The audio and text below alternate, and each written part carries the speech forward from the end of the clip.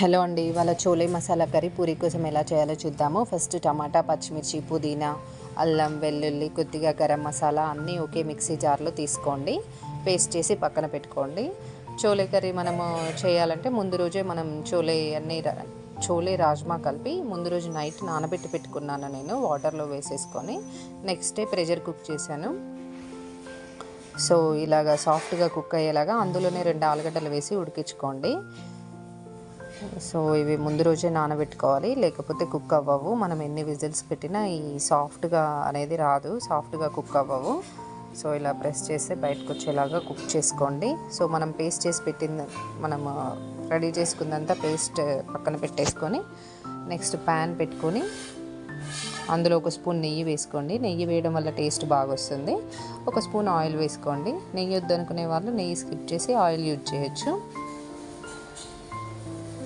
So తక్కువ oil use చేయండి, పూరితో తీసుకుంటాం కాబట్టి. జీలకర్ర, పచ్చిమిర్చి, ఆనియన్స్ వేసేసి అవి ఫ్రై అయ్యాక పసుపు కూడా వేసేసేయండి.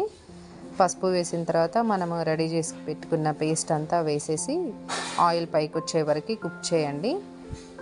ఇందులో వాటర్ అంతా వెళ్ళిపోయి దగ్గర అవ్వాలి.